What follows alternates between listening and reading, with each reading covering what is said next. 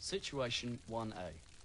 In this situation, we're just testing your current knowledge of extinguishers and the rules regarding what type of extinguisher can be used on what type of fire. The first fire is a microwave which is malfunctioning and is currently on fire. Which of these fire extinguishers would you use to extinguish the fire? A. Foam, B. Monix dry powder, C. Water, or D. CO2, carbon dioxide. Congratulations, you chose either the Monix dry powder or CO2 extinguisher. If there's a potential for live electrical contact in the fire in question, you should never use a conductive extinguisher.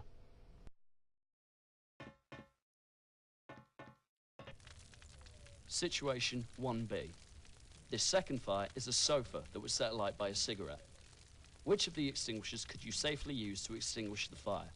A. Water, B. Foam, C. CO2, carbon dioxide, or D. Monix dry powder. Sorry, you chose the Monix dry powder or CO2 extinguisher. Both of these shouldn't be used in case of carbonaceous fires, as they could potentially exacerbate the fire and make the situation worse.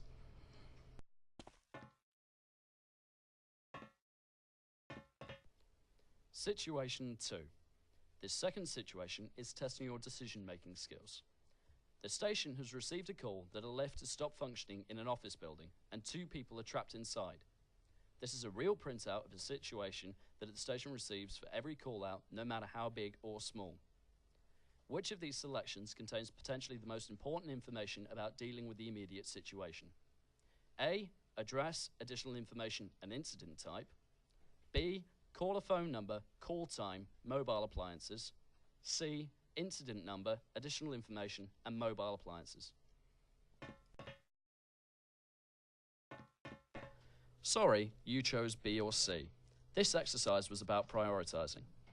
Much as you would receive all the information together, prioritizing is a genuine skill you will need as a firefighter, and being able to establish which information about a situation is more important is one of the foremost skills you will require.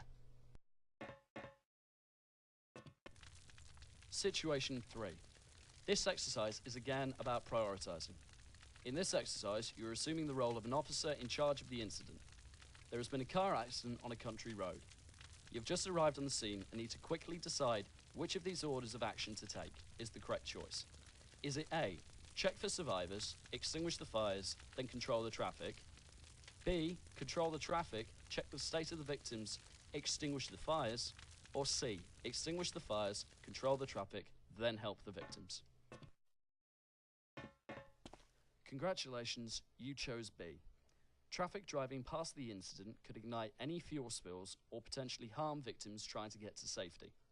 Before tools or extinguishers are used, the state of the victims needs to be known so as to inform the fire service as to how urgently the ambulance service needs to be and how to progress about extinguishing the fires and getting the people to safety. Situation 4A. This exercise is about your decision-making and common sense. Your station has been called out to a house fire. You've been informed that a husband has come home after work to find his house on fire, and he believes his wife and newly born child could still be at home, upstairs in the front bedroom. The current, most experienced member is calming the husband, and one of the newest recruits is eager to gain some experience and is willing to head into the house to assess the situation. Do you send him in with another team member? Congratulations, you chose no. It is the practice of the fire services to only send the newest recruits in with the most experienced staff members.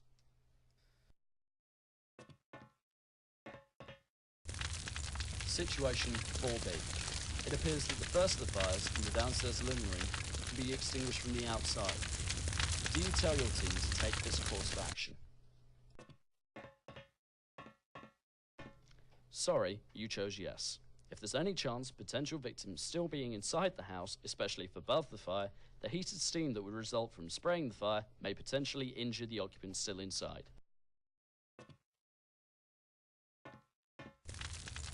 Situation 4C. The house has now been searched and no wife or child has been found. The distraught husband is adamant they have to be inside. 5-minute warning. Do you send another team in to research the building, potentially endangering your team? Not every situation is black or white.